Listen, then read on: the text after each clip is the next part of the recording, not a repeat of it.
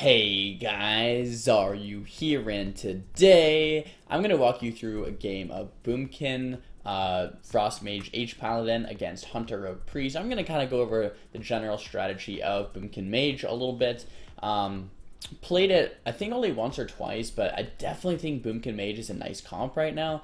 And as I said in a previous video, it's not all about landing sheeps. You can land sheeps when you can guarantee it. So right here, I belfed the Priest into a full sheep. That was a guaranteed sheep, right? There was no way he could have Shadow or Death it. There's no way he could have lined at that point, so it was a guaranteed sheep. Sure, let's go for it. Get a full sheep, and from there we can do stuff. I'm going to pop my Icy Veins and my Orb on the Hunter and the Rogue, so it kind of cleaves them down. Here I have my Orb, it's doing so much damage. I can get a resheep here onto the Priest. I could probably get a third sheep even. I get stopped by the Rogue, but we have a pretty cool combo here that I want to talk about. Right out of those sheeps, I Frost Nova the Priest, and my Boomkin beams him. This is a modification of Root Beam, but he doesn't have to cast the Root. Basically what this does, guys, is if he's in the beam, he's silent, so he can't dispel. And if he's in the Frost Nova, he can't move. So he not only can he not dispel the Nova, but he can't move out of the beam. So it kind of, it synergizes very well. Out of that Frost Nova, we do get that Cyclone into a Hajj. The Hunter and the Rogue are in a little bit of trouble. I guess the Rogue might be fine here. Out of that Hajj, we got a half Belf into another Cyclone, and even to one more Cyclone.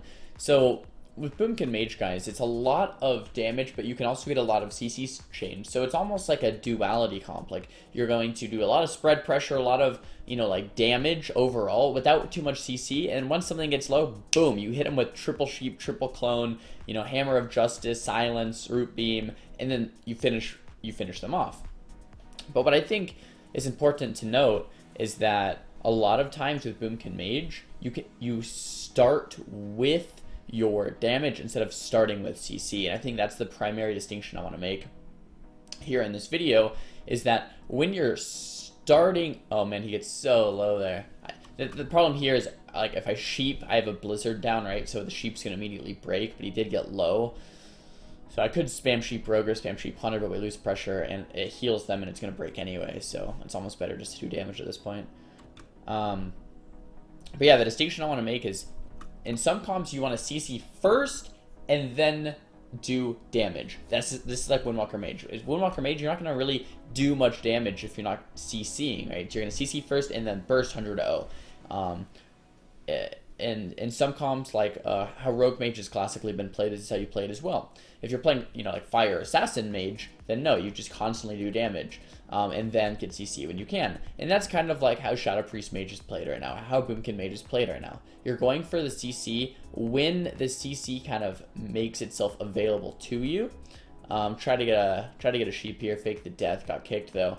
So you don't go out of your way too much for CC, and that's kind of where I had issues playing this comp at first, and still a little bit. I'm like, I want to get that CC, I want to get that CC. Even right here, I'm looking at this priest, I'm like, I want to get that sheep, but I have to remind myself, just keep doing damage, and then when the priest has trouble healing through it, he's gonna have to come out. When he comes out to go for a fear, then boom, get that full sheep, easy peasy. We get a bash here onto the hunter. Follow that with a half sheep, follow it with a clone, and now is our time to actually, get them pretty low with the CC chain. Boomkin is under quite a bit of pressure, though. He does get very, very, very low multiple times in this game. This is the same team that I fought earlier. We lost once. I think we won maybe 3 or 4 times afterwards once we figured out the strat. And the strat is, guys, more damage, less sheeping. Sheeping when it makes itself available, and kind of go from there. But look at this, the hunter's 36%, and we don't even have sheeps yet. So that's kind of my point, guys. If we can start the hunter at 40-50% and then land a sheep, that the he's relentless, so the 6-second sheep is going to make him go from 50 to 0, okay? But if we sheep him when the hunter's at full HP, the sheep is only going to make him go to 100 to maybe 50. So if we sheep him when the hunter's already lower life, it's fantastic. When you're playing with a high burst comp like Windwalker Mage, though, you can just kill him 100-0, but that burst only happens once every few minutes, so you have to do that much less frequently. But with this, you have constant damage, and we can kind of just get him nice and low, get this resheep here, cast the Frostbolt, boom. Hunter does go down. So guys, sheep according to your comp. Some comps you want to sheep first and then burst, like Windwalker Mage, Rogue Mage. Some comps you want to get a little bit of damage rolling, then get your sheep, and then continue to burst. This is like Shadow Priest Mage, Boomkin Mage, Lock Mage. Hopefully this helps you guys decide when to sheep when you're doing different comps and just the differences between different comps. And I also wanted to show you one quick pretty cool video here. So I was playing double Arcane Mage a couple nights ago with Magedin and Versace, aka Mr. Brown. And we were actually fighting this same team. My Boomkin had to go. It was the same night we were playing with Boomkin, and we're like, all right, let's just queue a game of double Arcane real quick while he was going to eat or something. So we just played a game of double Arcane, and this was very fun. This was one of our wins, guys. We didn't win very much. Like, double Arcane is not like an insane comp or anything. What we did is we opened up with Mass Invis, Mark of Alunith times 2. So we had double Mark of Alunith on here to the target. From here, we double Arcane Orbed, double Arcane Power, double Presence of Mind. We both have bops, so we cannot get peeled at all. Semi-Patley just double bopped us, which is crazy.